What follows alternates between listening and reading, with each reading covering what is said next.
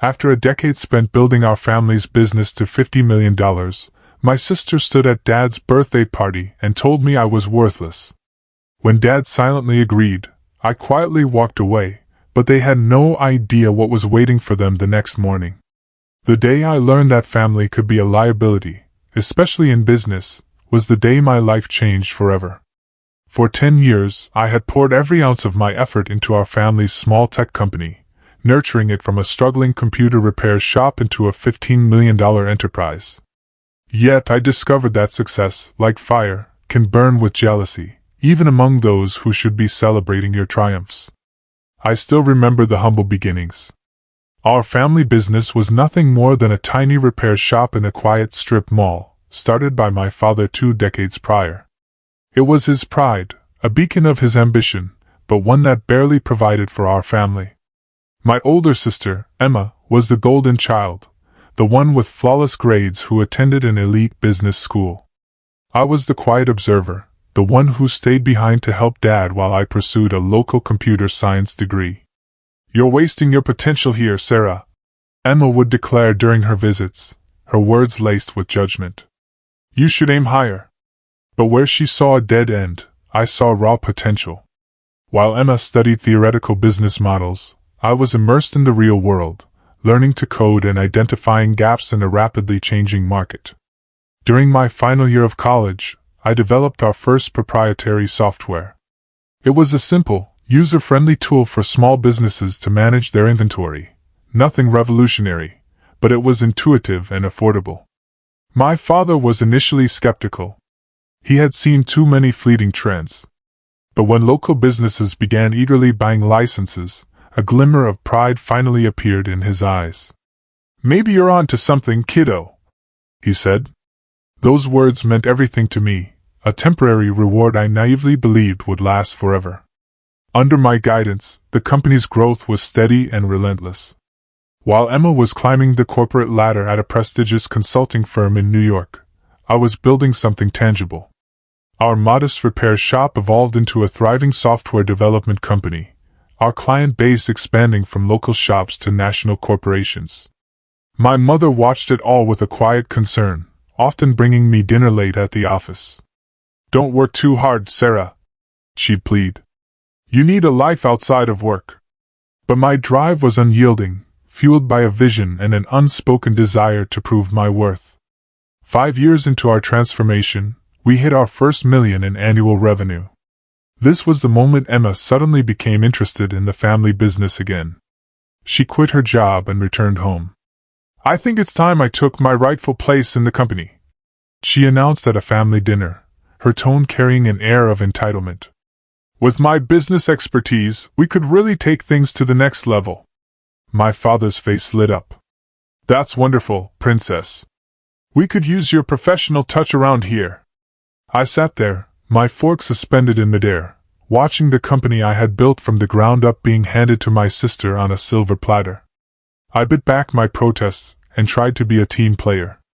Emma was appointed co-CEO, a role given to her despite a complete lack of industry experience. Dad claimed her credentials would be good for the company's image. I retreated to my comfort zone, focusing on product development and operations, while she handled marketing and investor relations.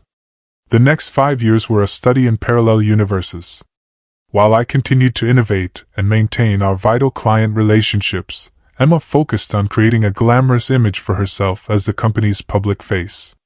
She gave interviews about being a woman in tech and accepted awards for entrepreneurship, all while taking credit for the innovations my team and I had created. Our revenue continued to soar, reaching $50 million, but the tension between us grew with every new success. Emma began to subtly push me to the sidelines, excluding me from key meetings and making decisions without consultation. The breaking point arrived on my father's 60th birthday. The party, of course, was Emma's grand production, a networking event disguised as a celebration. I arrived early, wearing a simple black dress that was immediately criticized by my sister. "Couldn't you have made more of an effort?" she hissed.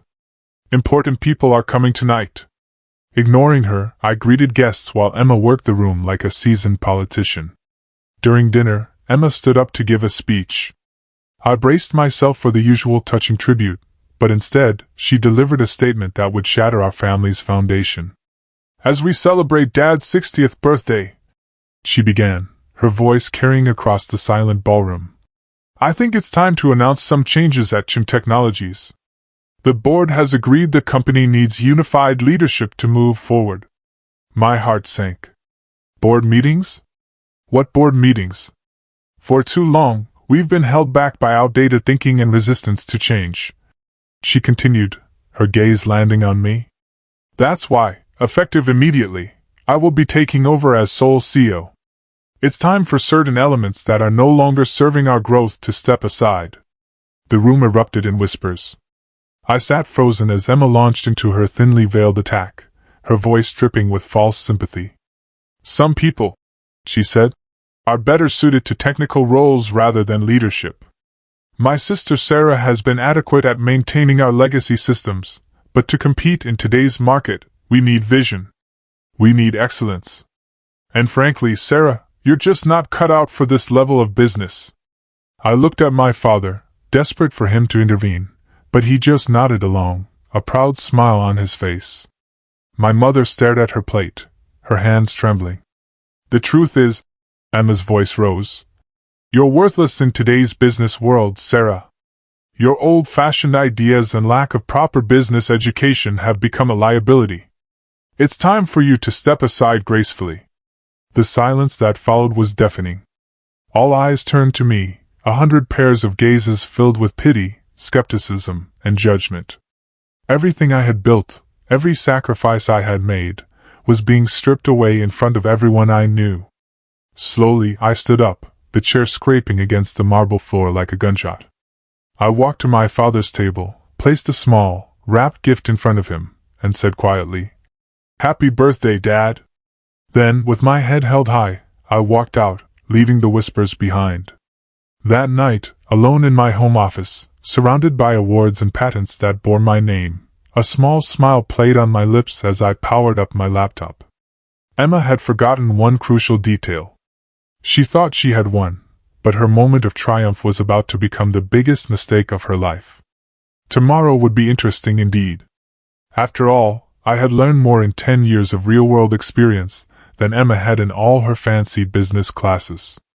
The next morning, I arrived at the office before anyone else. At precisely 9 o'clock, Emma and my father strutted through the doors, triumphant smiles on their faces. "Sarah," Emma said, her voice a mix of surprise and annoyance. "What are you doing here?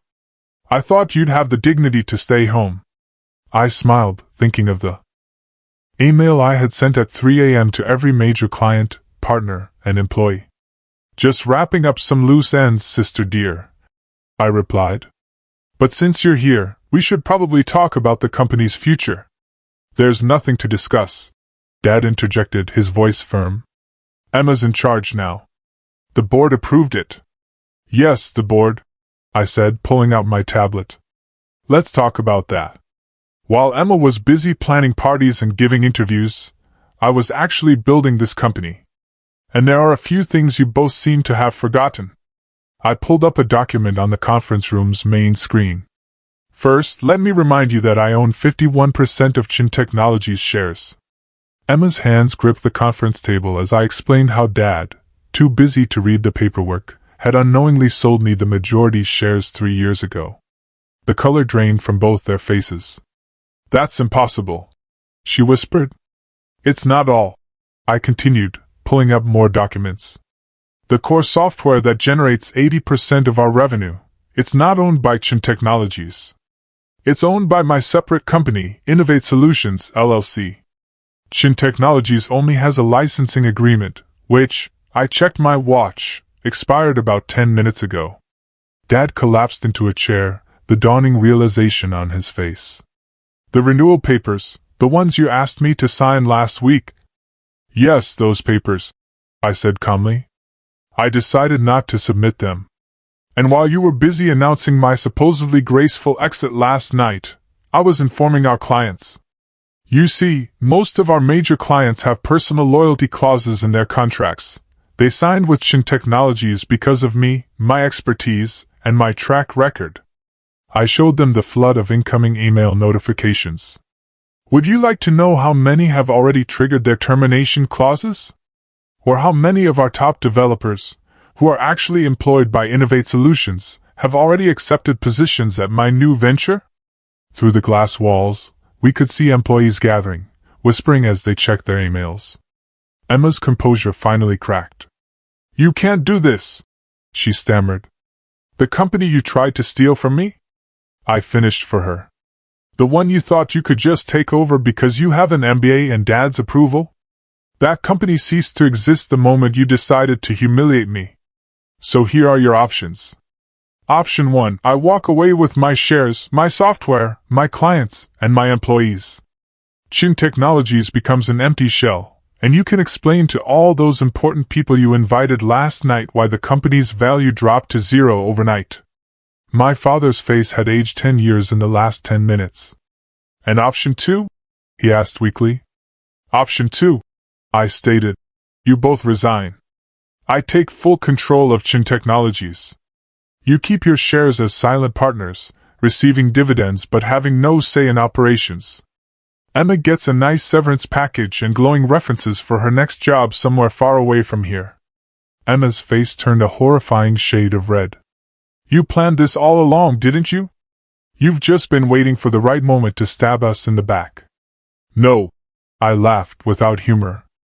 "I spent 10 years trying to be a good daughter and sister while you both took me for granted. I only planned this." I checked my watch again. "About 12 hours ago, after you called me worthless in front of everyone we know." The next hour was a blur of paperwork. By noon, I sat alone in what was now my office, looking out over the city. The company I had built was truly mine, but the victory felt hollow. My relationships with my family lay in ruins, their trust shattered like dropped crystal. My mother came to see me that evening, her eyes red from crying. "Did it have to end this way?" she asked softly. "They gave me no choice," I replied, my voice gentle but firm. "They would have taken everything I built and discarded me without a second thought." She nodded slowly, understanding but sad. Over the next year, Chin Technologies, under my sole leadership, tripled in value. Emma found a job with a startup in Silicon Valley, humbled but hopefully wiser. My father retired, finally understanding that his golden child had nearly destroyed his legacy. We still see each other on holidays, maintaining a polite distance that masks the wounds that may never fully heal. Sometimes late at night, I look at old family photos and feel a twinge of sadness for what we lost. But then I remember that night at the party, the look of disdain on Emma's face, the way Dad nodded along with her cruel words. In business and in family, respect is earned, not given. They learned that lesson too late. As for me, I learned that sometimes the quiet ones, the ones dismissed as worthless, are the ones you should watch out for. Because we're the ones who know how to build something from nothing, and how to take it all back when others try to steal it.